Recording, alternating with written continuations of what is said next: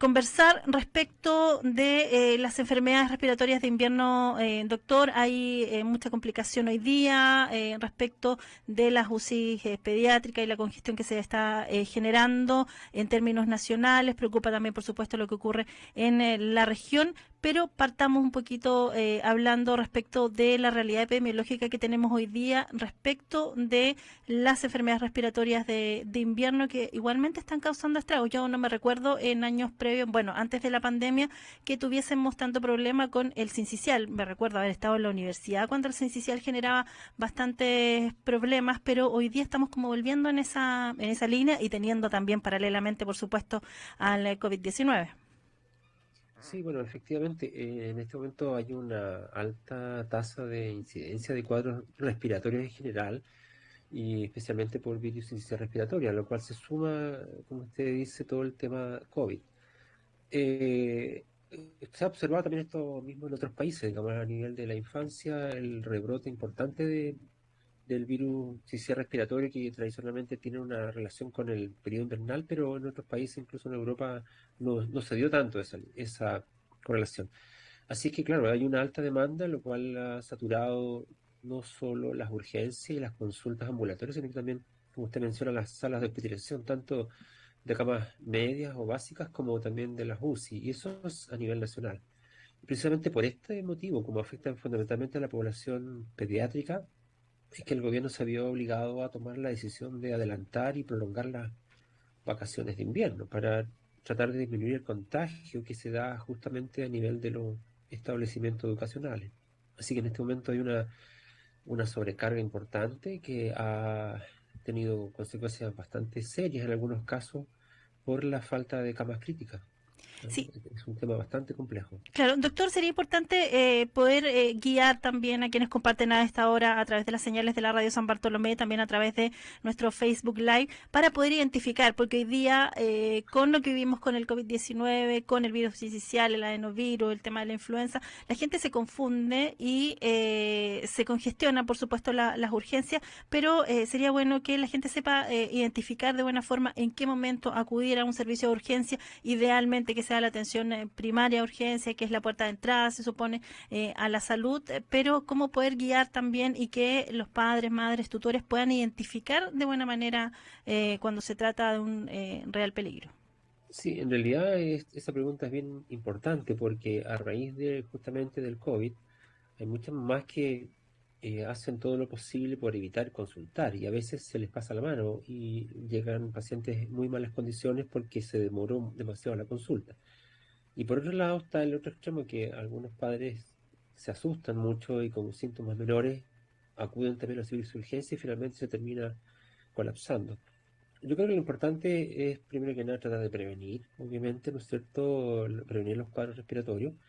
eh, y para eso es importante evitar, por un lado, los cambios de temperatura, evitar el exceso de abrigo, tener cuidado con los usos de calefacción, no abusar de ello, tener cuidado también con el consumo de cigarro dentro de la casa.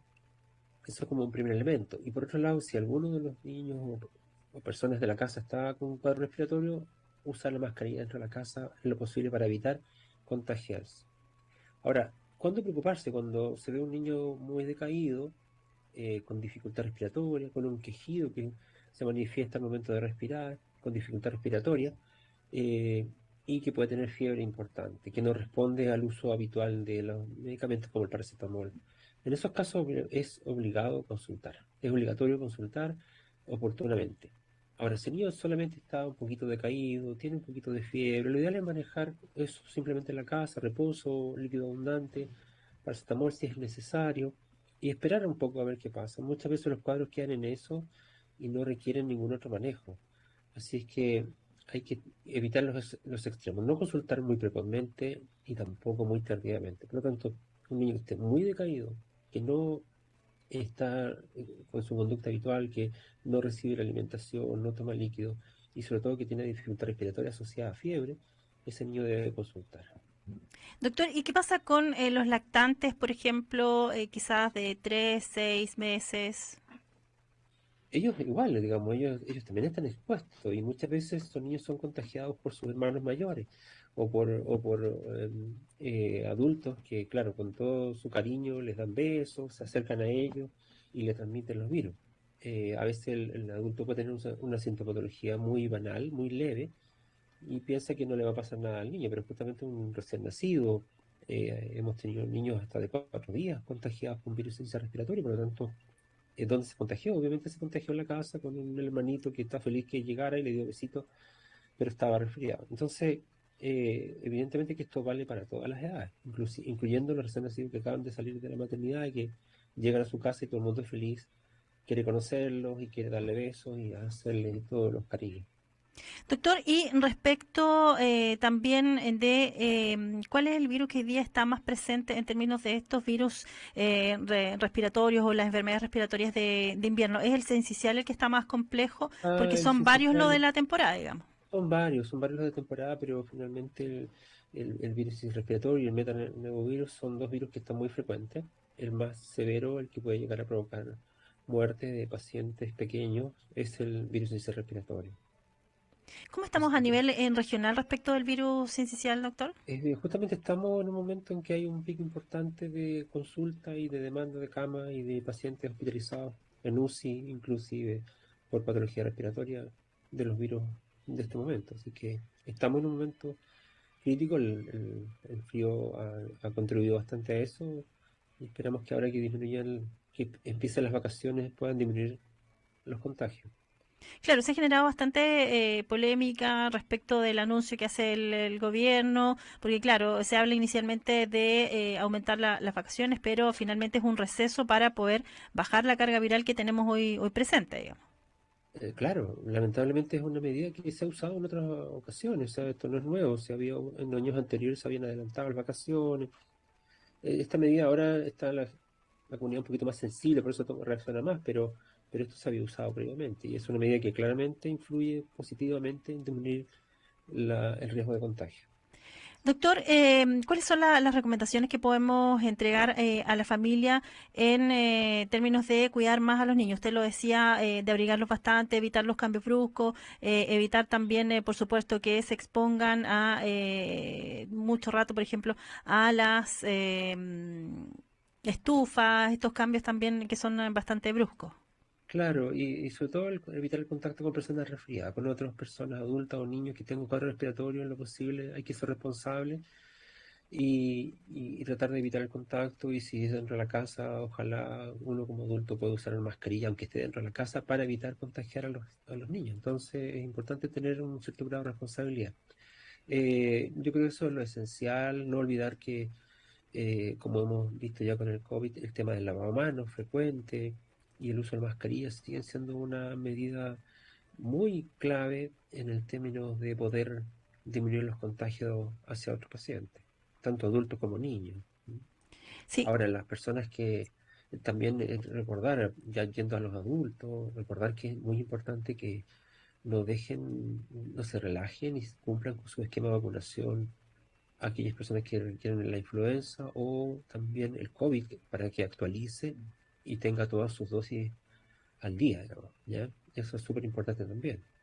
sí, uno de los temas que ha planteado la autoridad sanitaria por estos días es que seguimos con problemas con respecto a la tercera dosis. Hay gente que todavía no se compromete, digamos, con el proceso de vacunación y eso también va generando bastante problema en la red asistencial porque finalmente son la mayor cantidad de personas que caen hospitalizadas o que terminan utilizando las camas UCI, son personas que no se han vacunado. Exactamente, y está clarísimo, digamos, la diferencia que hay respecto de la gravedad del cuadro en aquellas personas que tienen sus vacunas al día, vale decir 4 dosis, no que se vacunaron, sino que aquellas que tienen 4 dosis, vale decir están con sus dosis al día, 3 a 4 dosis, dependiendo del momento que se vacunaron, pero aquellas personas que tienen su esquema vacunatorio al día, si es que les da, digamos, el cuadro va a ser un cuadro de igual, va a ser importante. Puede ser, eh, a veces a algunas personas le da muy suave, pero en otras personas no es tan suave, si bien tienen que mantenerse en casa y cuidarse, por lo menos no tienen riesgo de caer a una UCI. Las personas que están actualmente en la UCI o que aún siguen falleciendo personas por COVID, son personas que no tenían su esquema o no se vacunaron nunca o tienen un esquema absolutamente incompleto. Así que es muy importante tener claro eso y tener claro que cuando hay alta demanda, evidentemente que caer a una UCI no es tan fácil porque las camas están ocupadas por otros virus también. Entonces, es muy importante lo que dice la Seremi en el sentido de insistir mucho en que las personas que no se han vacunado lo hagan a la brevedad para poder, si es que les llega a dar el cuadro, que les dé de una manera mucho más atenuada. Doctor, a través del ministerio comentaban también respecto de lo difícil que es reconvertir una cama a cama UCI pediátrica. ¿Por qué es tan complejo también aquello? Uno entendiendo también que cuando se establece un aumento de camas UCI o aquello necesita no solo la cama propiamente tal y el equipamiento, sino que también necesita personal idóneo para aquello, ¿no? Exactamente, esa es la mayor dificultad, no solamente en la parte pediátrica, en general, digamos, en la etapa adulta. Una cama UCI no es una cama en realidad, el tema es un equipo clínico complejo, un equipo clínico que tiene que tener una alta capacitación. No es fácil conseguir personas que sean capaces de manejar un paciente UCI. Y eso no solamente requiere médico, enfermera, kinesiólogo, fonoaudiólogo, en fin, es un grupo técnico paramédico, entonces es un grupo importante de personas. Cada cama UCI tiene, aparte del equipamiento que es, entre comillas, fácil, aunque es caro, pero es relativamente más fácil poder portarlo, digamos. Entonces, eso es muy importante. Hoy Así que, sanamente conversamos con el doctor Fernando Carvajal, pediatra y presidente regional del Colegio Médico, profundizando también en las enfermedades respiratorias de invierno en niños y niñas. Respecto de la ocupación que tenemos hoy en camas pediátricas, ¿qué porcentaje más o menos es como de enfermedades respiratorias de invierno y de COVID o de otras patologías, doctor? Si pudiésemos así la comentar. principal son patologías respiratorias. Ya. Lo que está en este momento hospitalizado es solamente los pacientes con urgencias, digamos, apendicitis, ese tipo de cosas, pero en el fondo todo el resto está siendo básicamente patología respiratoria, así que estamos bastante presionados por esa vía. Funcionan también, eso sería importante explicar, que las camas UCI funcionan de manera centralizada también respecto de poder ir haciendo las derivaciones, porque claro, preocupaba que el hospital de Iquique está en un 100% de ocupación en cama UCI pediátrica y por ende el Ministerio de Salud a través de la coordinación que hacen en los servicios de salud puede hacer las derivaciones también a otras regiones o incluso podrían llegar pacientes a nuestras regiones. Claro, efectivamente, a nivel del Ministerio de Salud existe lo que se llama la Unidad de Gestión Centralizada de Camas, que toma toda la dotación de camas UCI que existe en el país y permite, digamos, de esa manera tener una optimización de los recursos y por lo tanto si en un lugar está saturado y hay otro que está con menos presión, traslada a los pacientes. Obviamente hay que tener claro que el trasladar a un paciente UCI es un factor de riesgo que se agrega, o sea, no es simplemente que se va para allá, simplemente no es. El paciente UCI que se tiene que trasladar implica un traslado aéreo, distancias muy altas respecto de donde está su familia. O sea, es una consecuencia bastante alta, pero al menos le ofrece una alternativa al paciente cuando no hay camas disponibles. Entonces, ahora, nuestra región, la verdad es que tiene poquísimas camas. La verdad es que en este sentido es muy difícil que la región pueda apoyar a otras regiones en el ámbito de cuidado intensivo pediátrico. Las camas son bastante escasas. Pero por lo menos permite que si en caso de que nuestra región no tuviera la capacidad de respuesta, pudiese eventualmente trasladarse hacia otros lados. Sí, yo me recuerdo que conversábamos antes de la pandemia, cuando casi estaba iniciando la pandemia, la realidad regional, y claro, se fue aumentando, pero igualmente sigue siendo escasa para la cantidad de población que tenemos. Claro, porque en el fondo las camas UCI en un momento llega a nivel de región llegaron a alrededor de 160 camas UCI, después que habían alrededor de 22 camas. Entonces, claro, fueron aumentando, pero fue una cosa transitoria. Ahora las camas UCI volvieron a bajar alrededor de 60. Si bien quedó en un nivel superior a lo que tenía antes de la pandemia, de todas maneras está por debajo de lo que realmente se requiere. Así que eso es siempre un factor de riesgo, por eso hay que considerar también además en la región ese aspecto, que en realidad la dotación en general de camas de la región es muy por debajo del promedio que tiene el país. Nosotros tenemos 1,1 camas por 100.000 habitantes, en cambio las otras regiones tienen 2 o 2,5, o sea, tenemos menos de la mitad de las regiones que el promedio del país. Sí, perdemos harto la percepción de aquello, porque claro, se habló mucho de aumento, que en algún minuto llegamos casi al 300% de aumento, pero respecto de otras regiones estábamos muy bajitos previamente, digamos. Exactamente, estábamos muy bajos y por lo tanto hubo una solución transitoria que tampoco, hay que decirlo, tampoco fue óptima porque efectivamente, como les decía, montar una cama UCI no es solamente comprar un ventilador y poner una cama, ni siquiera es contratar personal porque el personal tiene que estar capacitado. No es simplemente contratar un médico, no, es un médico especialista, subespecialista que maneja una UCI, entonces no es tan sencillo. Doctor, usted lo Y decía también respecto de las enfermedades respiratorias en términos generales, que estábamos viviendo un pic y claro, entre hoy y mañana se inicia también este receso previo a las vacaciones de invierno que va a permitir también el que disminuya la carga viral. ¿Cuál es la proyección que se puede hacer, entre comillas, digamos, en términos epidemiológicos de aquello? bueno, se espera que efectivamente alrededor de una semana posteriormente al inicio de las vacaciones ya descomprima bastante eh, en los servicios de urgencia al disminuir los contagios dentro de los colegios. Así que en unas semanas debería notarse un cambio. Sí, porque escuchamos hoy a la Seremi de Salud respecto de también lo que se va viviendo en paralelo en los establecimientos educacionales en relación con el COVID-19. Hablaba de una veintena de establecimientos que ha debido entrar en cuarentena, en algún minuto casi 300 niños y niñas contagiados, que también me preocupa porque se viraliza bastante rápido también las cepas que tenemos en la región hoy día. Sí, claramente, en este momento se aislaron dos cepas que son altamente contagiosas y por lo tanto eso explica la facilidad con que se ha transmitido.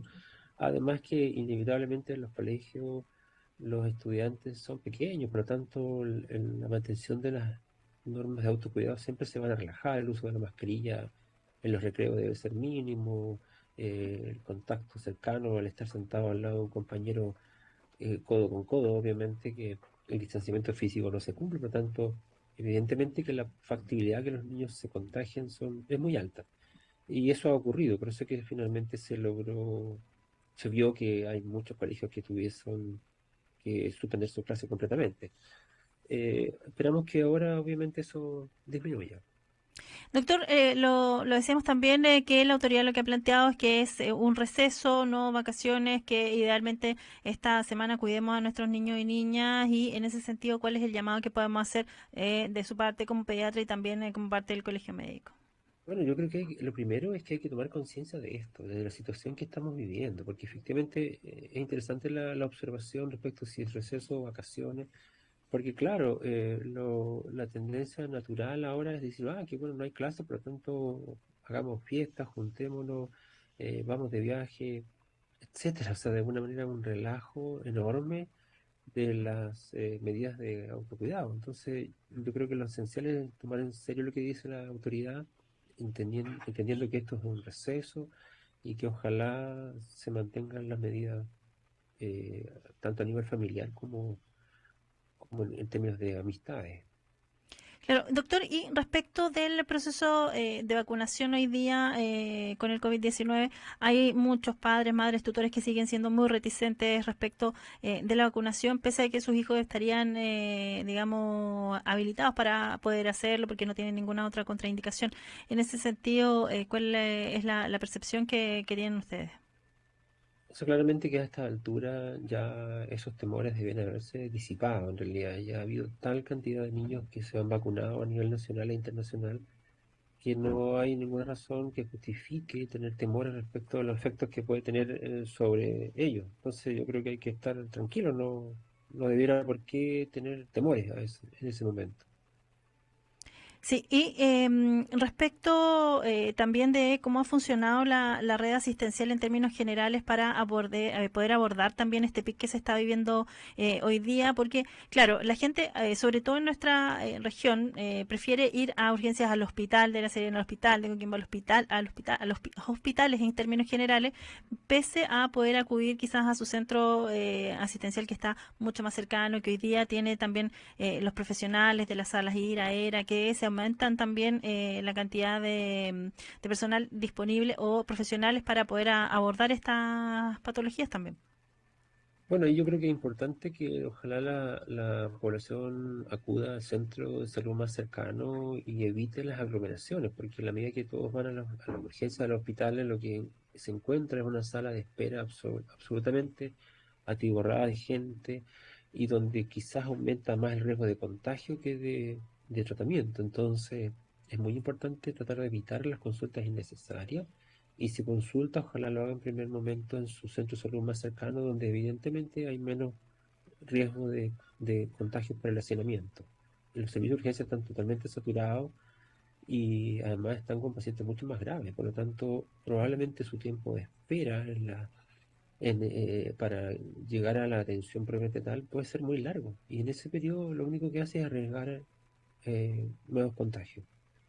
Usted lo decía también al comienzo, doctor, pasamos de familias que están muy preocupadas y que evitan hacer la consulta pese a que se presenta alguna sintomatología respecto a enfermedades respiratorias de invierno, a aquellos que preguntan, digamos, pasamos al polo opuesto, a aquellos que preguntan hasta por una cosita muy mínima. ¿Cómo poder llegar a un punto medio? ¿Nos falta más educación, más reforzar el mensaje a la comunidad? Sí, claramente yo creo que hay que hacer claridad respecto a los conceptos. Yo creo que es importante poder lograr que se tomen en consideración los aspectos que yo le había mencionado respecto a cuándo es la consulta oportuna, cuándo se puede consultar adecuadamente y no en forma innecesaria. Entonces yo creo que falta educación, falta difundir estos temas. También en las campañas de invierno anteriores se hacía mucha educación. En este momento yo no he visto tanto eso de cuánto es el momento de la consulta. La verdad es que no sé si habrá, pero la verdad es que yo no lo he visto en los medios de comunicación. La verdad que para ser franco yo no veo mucha televisión, así que no sé si se estará dando, pero eh, me parece que no he visto, digamos, educación respecto de cuáles son los síntomas y signos de alarma de un paciente pediátrico que requiere consulta.